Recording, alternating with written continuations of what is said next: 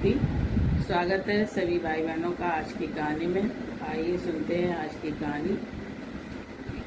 इस समय का महत्व। तो बहुत समय पहले की बात है कि जब कोई भी यात्रा के साधन नहीं होते थे, कोई गाड़ी सवारी नहीं होती थी, सभी यात्री पैदल ही मिलके यात्रा करते थे। तो इस तरह से एक काफिला जा रहा था रेगिस्तान में।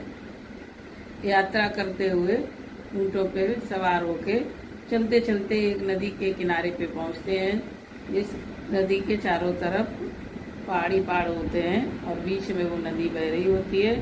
तो उस नदी के किनारे पे पहुंचते हैं, तब तक शाम हो जाती है। तो रात में नदी के किनारे पर पहुंचते हैं। तो चारों तरफ पहाड़ी इलाका था, बीच में नदी बह रही थी।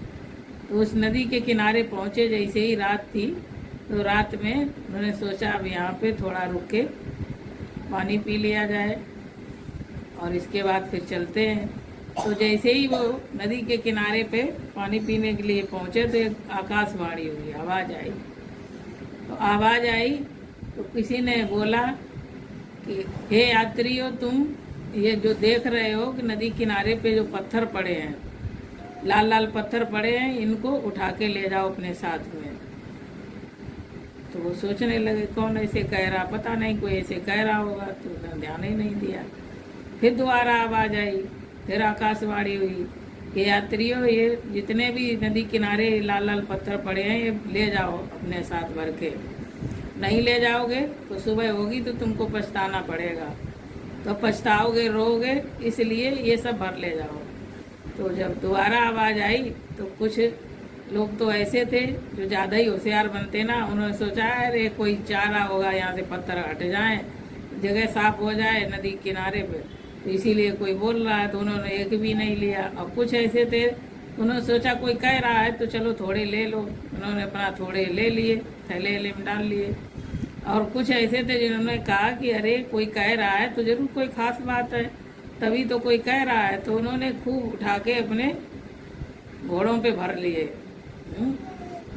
लाद लिए खूब घोड़ों के ऊपर और अपने थैलों में सब में भर लिए। तो इस तरह से वहाँ से भर के जैसे वो वहाँ से निकले तो फिर आवाज़ आई कि हे यात्रियों, भर ले जाओ, नहीं तो बहुत पछताओगे सुबह होते हुए।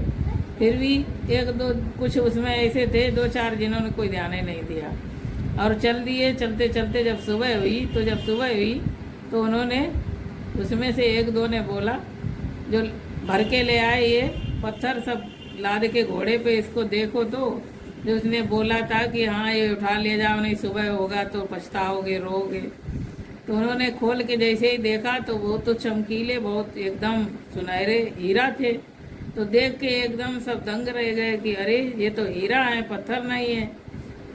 तो सबने अपने अपने खोल के देखे जिनके पास थे, तो बड़े खुश हुए। जो बहुत भर ले गए तो वो तो बहुत खुश हुए कि ये तो हीरे हैं। और जो थोड़े ले आए तो वो पछताने लगे कि अरे हम थोड़े ही लाए, ज़्यादा लिए थे तो और भर लेते तो अच्छा रहता। तो वो पछताने लगे। और जिन्होंने बिल्कुल नहीं लिए थे वो तो रोए, चिल्लाए, सिर पटके और वहाँ से फिर वापस भाग के नदी किनारे आए लौट के। जब नदी किनारे आए तो कुछ भी नहीं था वहाँ, क्योंकि वो समय निकल चुका था। तो वहाँ पर कोई भी हीरे नहीं थे।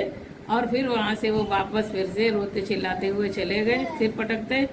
तो इस तरह से जब वहाँ पहुँचे तब भगवान की फिर आकाशवाणी हुई कि हमने कहा था देखो सुबह होगी तो तुम रोगे, चिल्लाओगे, तड़पोगे, परेशान होगे, तुमने मेरी बात नहीं मानी। अब वो समय निकल गया, इस समय की बात थी, अब वो समय निकल गया। तो अब चाहे रो चाहे कुछ भी करो, अब तो वो समय वापस आने वाला नहीं।